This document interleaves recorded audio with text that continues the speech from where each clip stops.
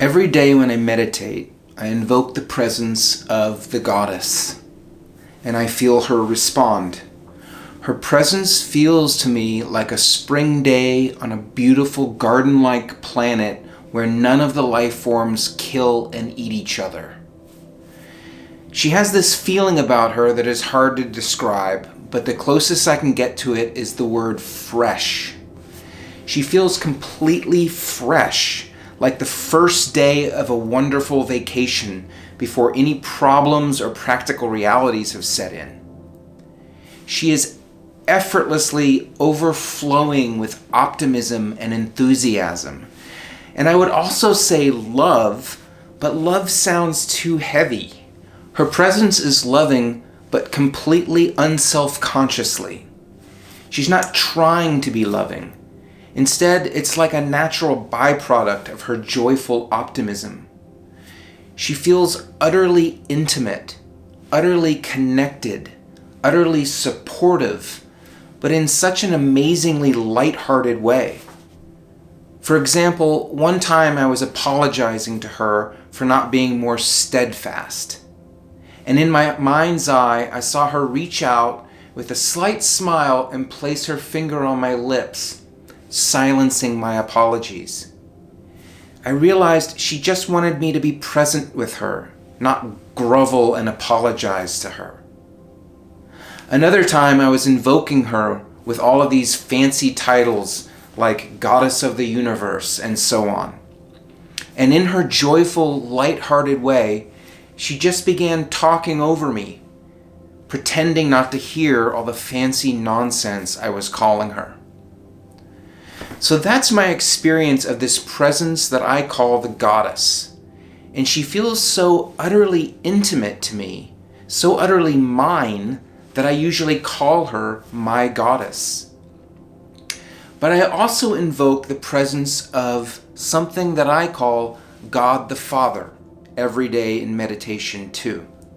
See, I've got gender equality going even in my meditation. Seriously though, if there is a goddess, there has to be a god, and vice versa. You can't have one gender without the other, because that don't make no goddamn sense at all. So for the last year, I've invoked the presence of God the Father too, and yet I keep feeling that something is off when I do this.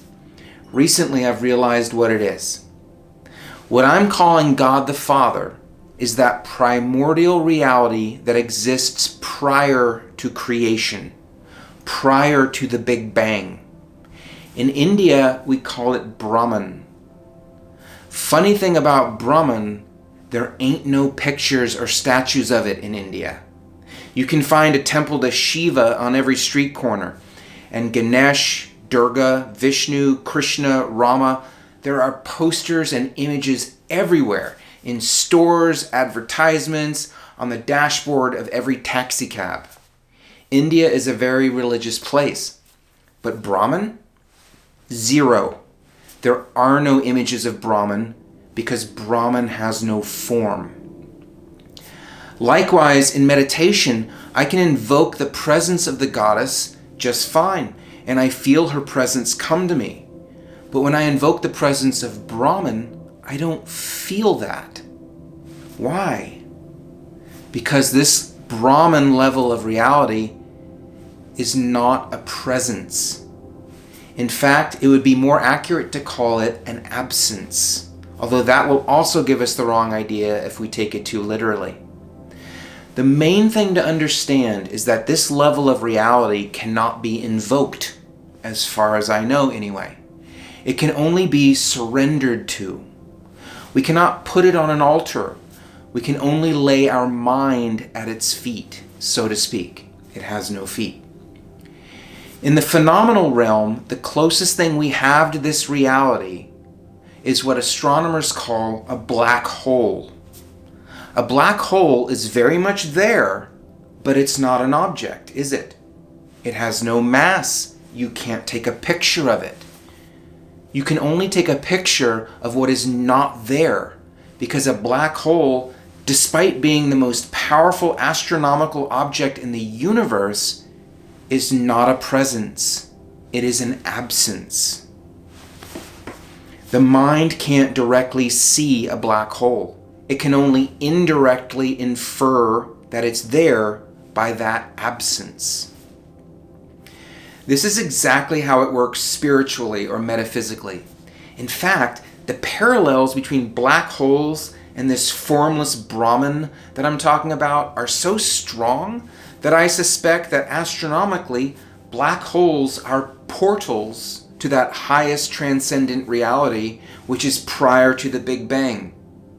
Portals to that level of reality that I'm calling God the Father, or Brahman. Anyway, hats off to this infinite absence that is prior to the universe and which supports and holds the entire universe in form. In fact, not only hats off, but heads off too, because that is the only way we can access it, if you know what I mean.